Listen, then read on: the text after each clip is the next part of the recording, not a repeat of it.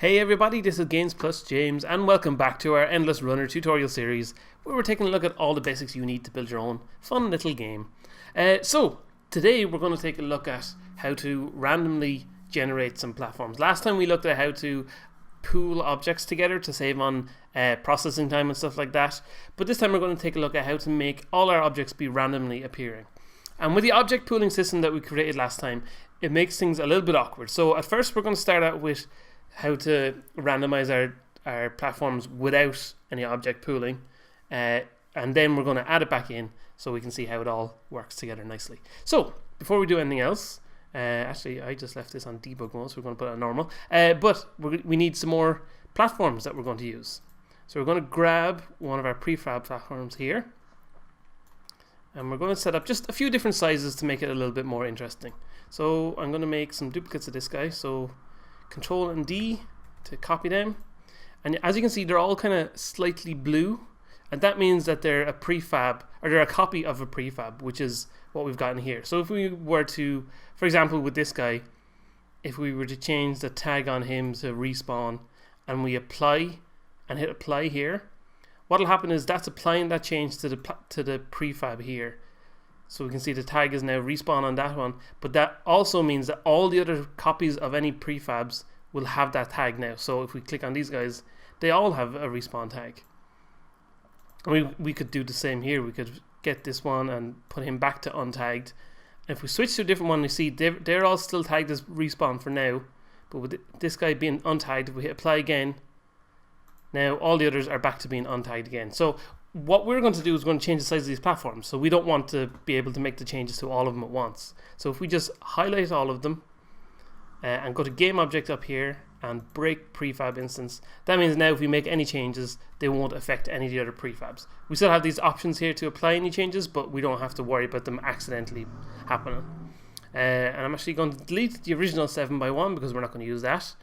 We're going to make this one 5x1, this one 3x1, and this one 9x1, like this. And we should actually get rid of these extra little numbers too, shouldn't we? Because they're not copies, these are going to be new originals. Okay, and we'll just separate them out slightly. So we'll move the 5 down here and the 3 up there. Okay, so a 3x1, he's going to need to get rid of some blocks, so we're only going to need an end, a middle, and the other end. So we can just go delete all those and then hold control and drag each one of these pieces over. So now we've got a 3x1 there. His box collider is still way too big, so we're going to shrink that down to 3, and now we have that one finished. So we can just pop that into our prefabs folder just like that and just delete it from our scene. So now we'll do the exact same thing with 5. So we'll get rid of 2 bits of ground here, which we don't want to go from. We want to go ones on either side of the middle, so that makes it a bit easier. So then we can select, say, this and this, and pull them in, and then this and this, and pull them in. So now we've got 5. Again, we need to change the size of our box collider from 7 down to 5, and we can drag that into the prefabs, and again delete it from the scene. And finally 9. So for 9 we're going to need to extend it out a tiny bit. So grab the end pieces, which are 0 and 14, and then just take one of these, duplicate that, drag it over to there, duplicate again, and drag it over to there. There we go. So now we've got a 9. Set the size again to 9, and perfect. Now we've got 4 differently sized platforms that we can use in the game and make things look ever so slightly more interesting. So we'll delete that one too. Now, so we have our platform generator script, and at the moment it's working with our object pools, so it's pulling in from our object pools. So we're going to open our platform generator script up, and we could go to our scripts folder and pull it from there, or we can just click on the script here, double click on it, and it'll open up in MonoDevelop. So as you can see, we've got our object pooling system all set up. So what we're going to do now is just comment that stuff out, and we're going to use just the normal instantiate thing that we had originally set up. We're going to use that just as a demonstration of how this random stuff is going to work. So to comment things out, we put a little // in front of anything that's only one line long, so then that bit won't be read by Unity. And for bits that are a little bit longer, if you put slash and then a star or an asterisk at the start of it, and then at the end of the section you want to comment out, you put a star and then another slash afterwards, that whole section there is now commented out, and we won't worry about Unity processing that. And previously we had our instantiate the platform stuff, and that was commented out here. So I'm going to uncomment that, and now we have it available. So back in the game here, now it's back to the way we had before of, if we hit play, whenever it's ready, finish compiling, there we go. Okay, so now it's back to the way we had before of just automatically creating platforms the whole way along, not using our object pool in any way, shape or form. So that's perfect. So what we're going to do is, up here we have a public game object of the platform, and that is just what our reference that we use to get one individual platform. But what we want to do is be able to get a selection of platforms, and the way we're going to use that is by using a thing called an array. So we used lists previously for our object pooler to create a list of objects of a variable size, but this time we're going to use an array, which are a bit easier to set up because they're supported by default within Unity. So for our object pooling script, we had to use an extra thing. I think it was using system.collections.generic up the top, but we don't have to worry about any of that stuff now.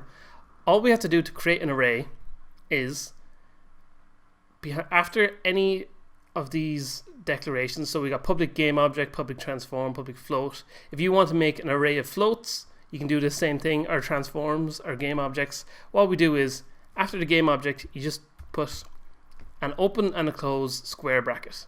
So what this will do is it'll create an array.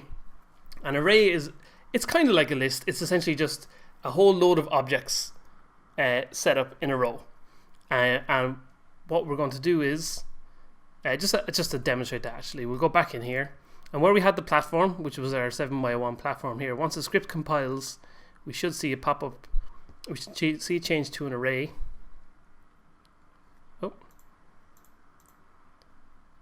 Oh, we've got some things happening there. We'll worry about that in a minute. Save this.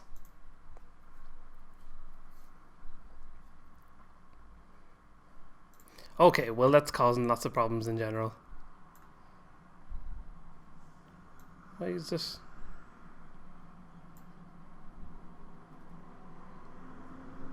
Okay, well I'll just demonstrate an array once we get a little bit further on and we can actually see it without causing any problems in the future. Okay, so basically an array is it's essentially a list of objects that we're going to use. So we're going to have the platform array here, which it'll store our 4 different kinds of platform, which will be our 7x1, 3x1, 9x1, etc. So what we'll also need is a value to decide which object we're going to be picking. So we're going to say, not public, we'll just say private int, so an int being another type of object, private int platform selector. Actually, just to remove any of these kind of strange problems we're having, what we're going to do up here is get rid of that, and we're going to create a new array that we're going to use for our platforms. So here we're going to say public game object array, which is what you're saying with those 2 brackets. So game object array called the platforms with an S at the end. And yeah, that's fine. So what we're going to do now is, down here when we instantiate a platform, by default that's just instantiating the one platform that we already had. So what we're going to do is, before that, we're going to make it randomly pick a number to give to the platform. So much like we did for a random.range to decide the distance earlier, which is the distance between 2 floats. So when you do it between 2 float numbers, you can get, like, say it's between a minimum 1 and a maximum of 3. You can get 1.5, you can get 1.6735779, you can get 2.3 or whatever. You can get any numbers with points after them. But if we're using an int number, that means you can only get whole numbers. You can only get 0, 1, 2, 3, 4, etc. Stuff like that. So the range we're going to use here is going to be automatically decided for us, which is quite handy. So we're going to say our platform selector,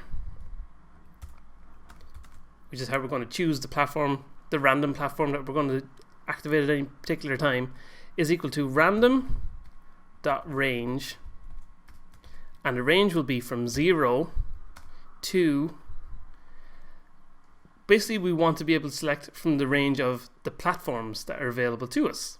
So we'll say random.range 0 to the platforms dot length.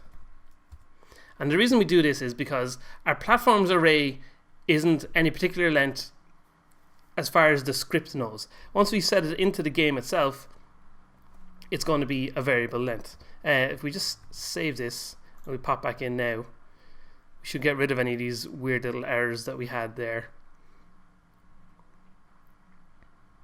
We should see. Okay, so now we've got the platforms array here, and as you can see at the moment it starts out with a size of 0, but we can drag any of these guys into here like this.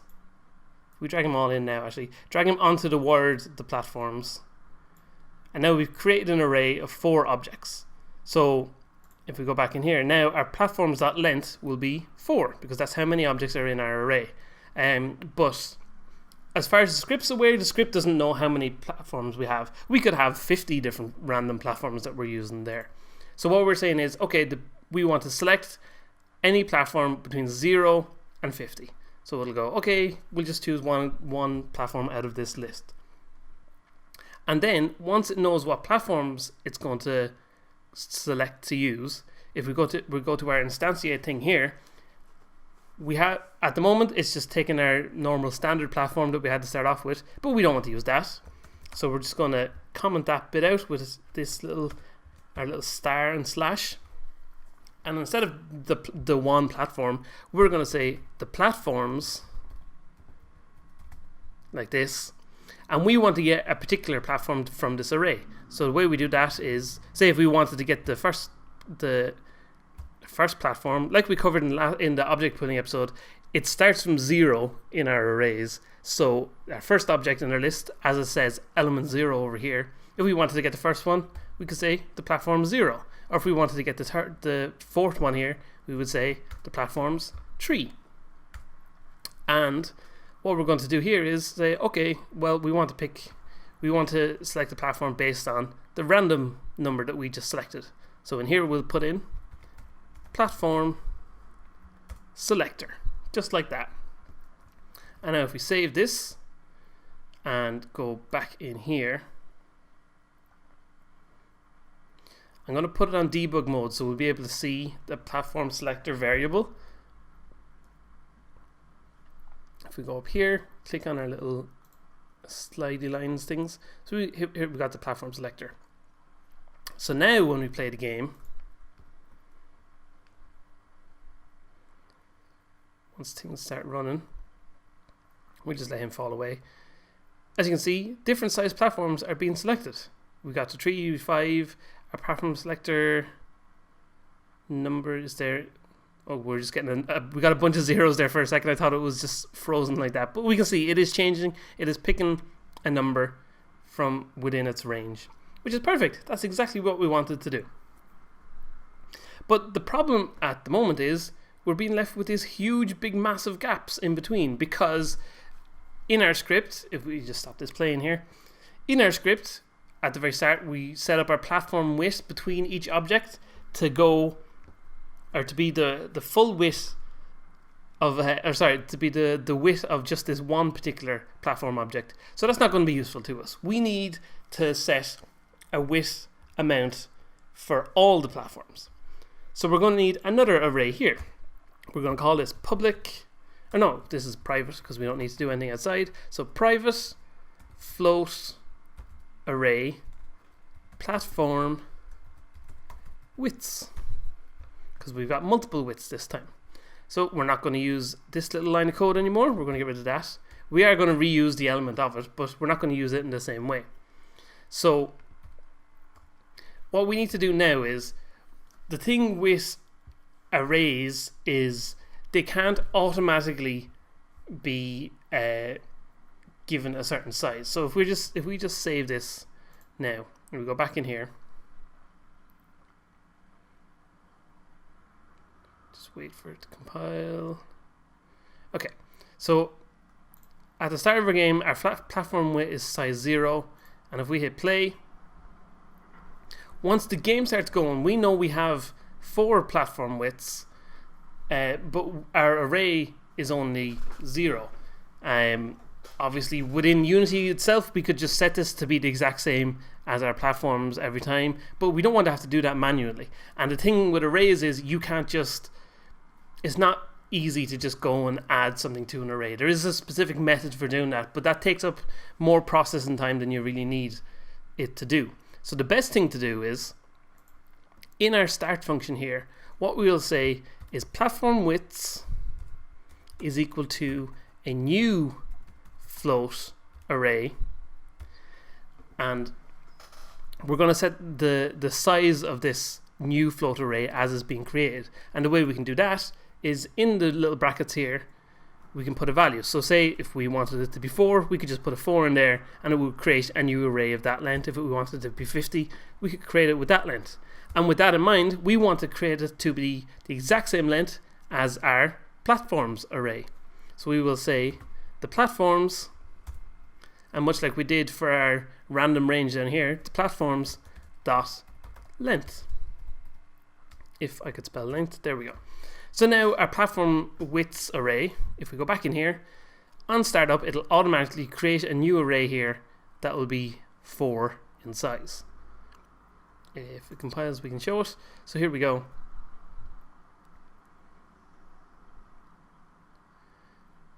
Now we can see we've got an empty array here with 4. All our widths are still 0, but that's no use to us. Okay, so we go back here now.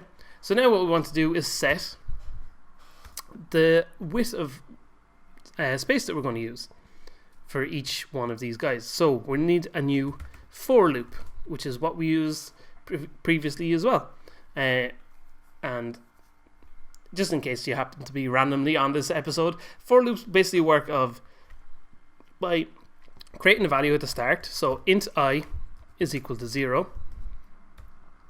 We then check if that value is true against the variable. So what we want to say is if int I is less than the platforms dot length. So if our I value is less than the platforms dot length, then a semicolon, then I plus 1.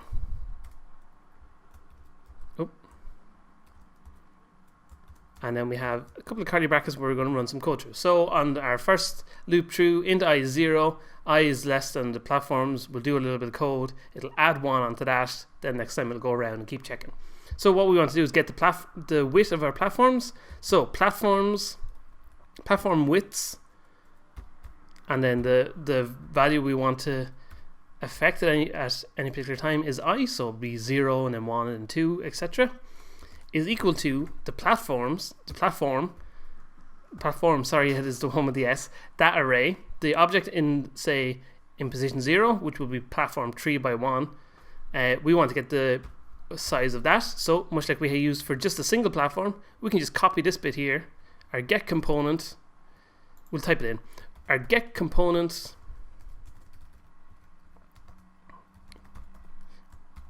box collider 2D, and we want to get the size of that, and the size we want is the X size. But yes, I was making a small mistake there. As we can see, we're getting it all in red. It's not working right. And that's because we can't just get the box collider of the whole entire platforms array. We have to get a specific object out of it. So what we want to do is go for the I object, so then 0. So what we're saying is, okay, at the width of element 0 is equal to platforms 3 by 1, the box collider of that, and the X size of it. So that'll be 3, then it'll be 5, then 7, then 9. So that'll be all our values filled up. So we're going to save that. And then what we're going to do is, so our platform width is added on at this point here with our transformed opposition. and currently in our script that is after our platform selector, which is how we're randomly selecting platforms. So we need to move this just above that line of code. We're going to put it in here because we need to know which platform is selected so that we can use that width to add on to our distance in between.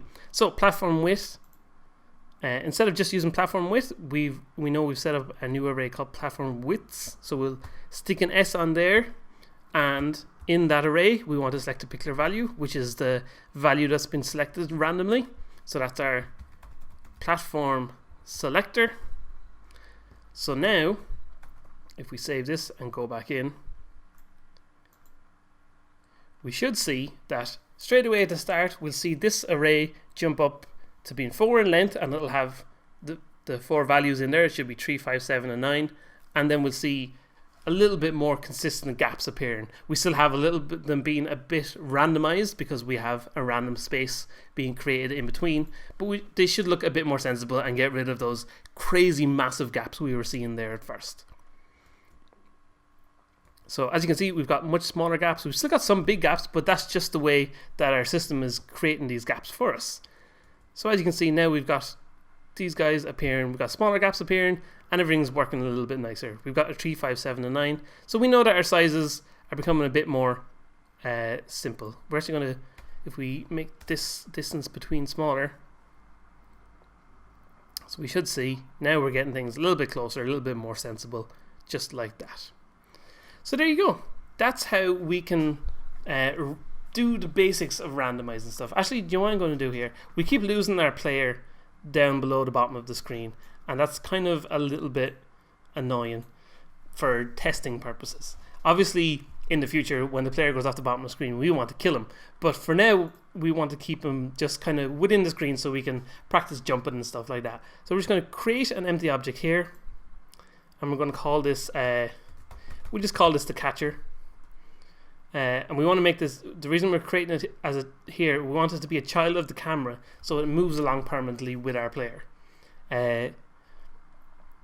Importantly, we just set this back to normal.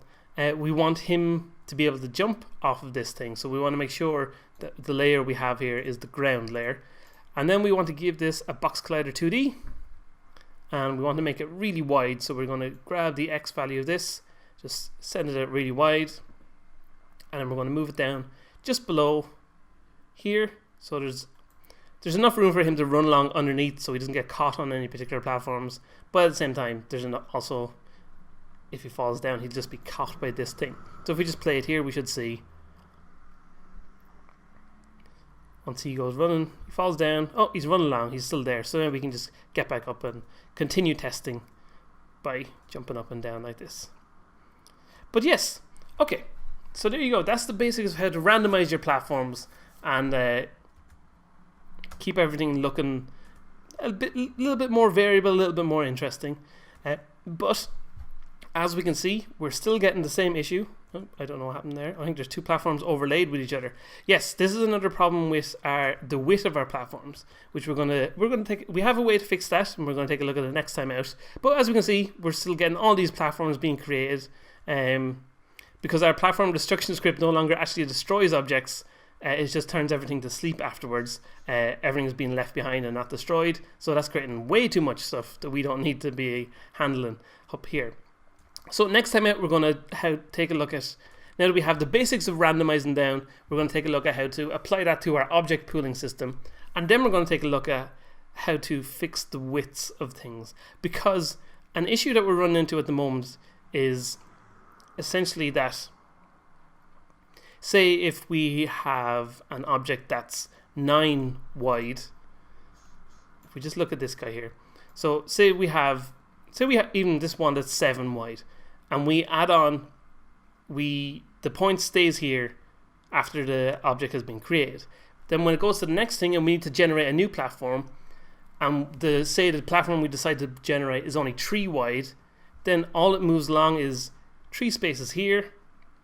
It might randomly move on an extra 5, or it might randomly only move on an extra 1 to here, and suddenly we've got a 3x1 object being created at this point in the system. So we need to fix that up, And that's what we're going to take a look at next time. And we're also going to take a look at making our object pooling system work with this random platforms. So yes, I will be back soon with more endless runner tutorial goodness. Thanks for watching, everybody, and I'll see you very soon. Thanks for checking out this episode, and if you want even more Games Plus James goodness, make sure you hit those subscribe and like buttons. You can also find me on Twitter and Facebook by following the links on screen, where you can find out all the latest news about the channel. And if you want to help support the show, check out the Patreon page, where you can get exclusive content in return for helping make the channel even better. Thanks for watching, and stay tuned for more.